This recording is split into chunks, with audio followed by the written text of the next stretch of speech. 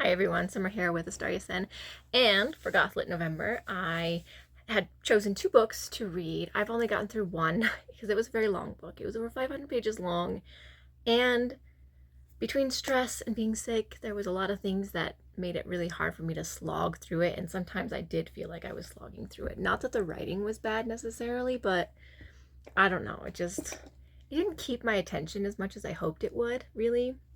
But that could also be that I am way more into, a lot more heavily romance, which this book is like a slow burn, and it's a little spicy. I wouldn't say that it's as spicy as, say, The Scarlet Curse by Christine V. Hahn or Kresley Cole books that I read or anything like that. But The Hollow Heathens, I mean, it is a good story. It's got some really interesting twists and turns that I wasn't expecting. And some that just kind of came out of nowhere, which for me isn't my favorite thing. Like, I like a build up, I like a foreshadow, I like those kinds of things.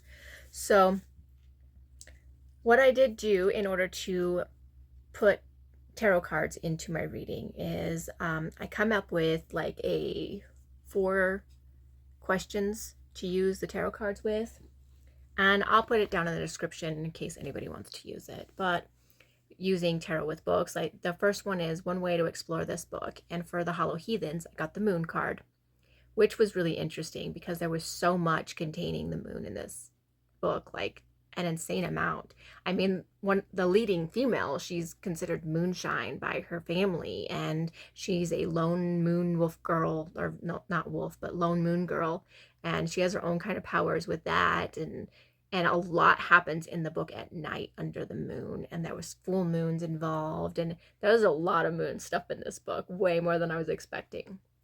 Number 2 is what energy should I be aware of while reading this book? And I got the Five of Cups. Now, the Five of Cups was kind of, I don't know, I didn't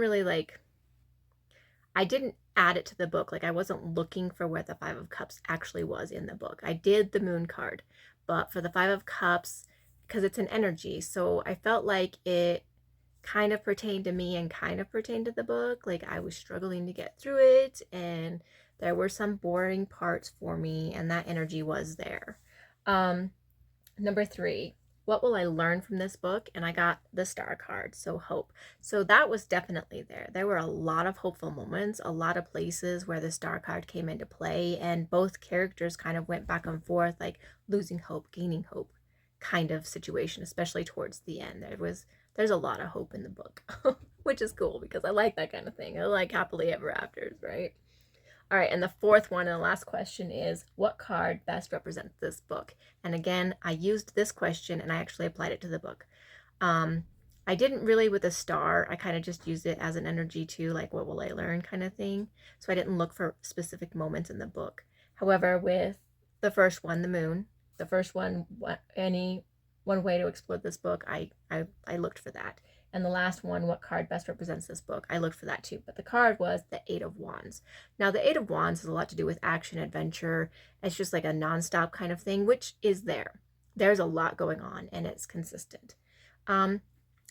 And I did find moments where the Eight of Wands came into play all over in the book, but I don't feel like the Eight of Wands actually represented the book. I feel like the Moon card was the actual representation of the book.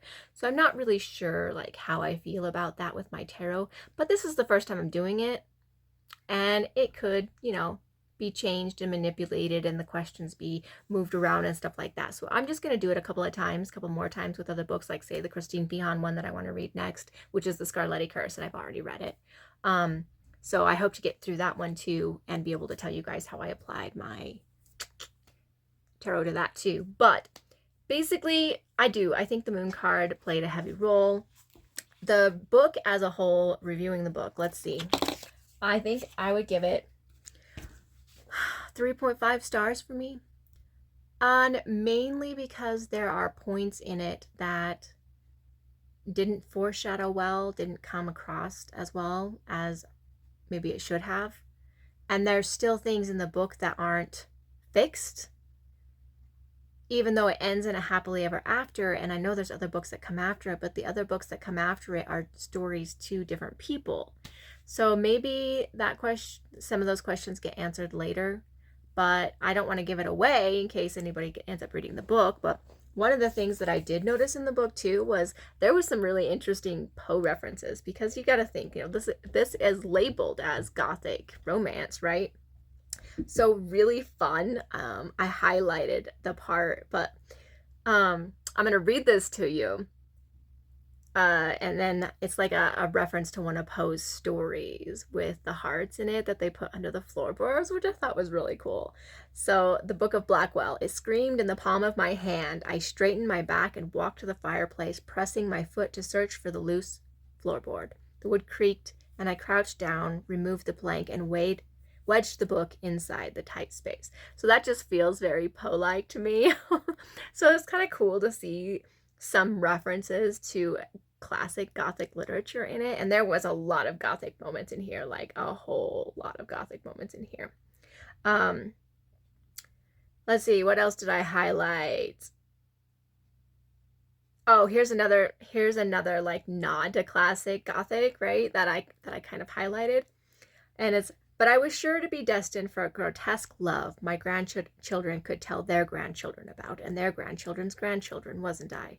The kinds of stories written about creatures everyone feared the most, yet loved painfully without limitations, because freaks like us deserve the strange and the weird, and a love so severe. And that was cool, right? That's cool. Like that's a nod to classic literature, classic Gothic literature, and the main guy in the book, Gillian, he actually reads Frankenstein. It's one of his favorite books, and he has it memorized. And that's, another nod to that classic Gothic literature. So that's really cool in this book. So I had a lot of fun reading it, but I struggled getting through it because it was so long, and it just didn't keep my attention quite like I hoped it would.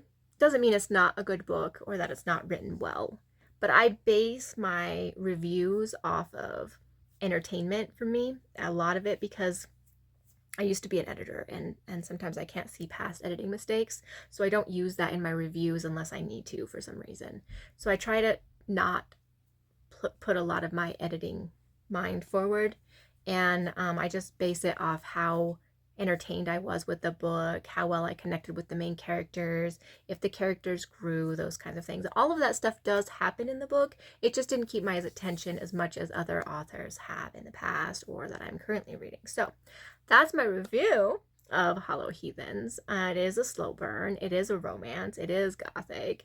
And the tarot did play well. I had a lot of fun actually adding tarot to it. So let me know if you guys end up reading it down in the comments. I'd love to know. I'd love to hear your feedback on it. And if you try my questions with any of your books, I would love to know how that works out too. So thank you guys so much for watching. I hope you have a very great day.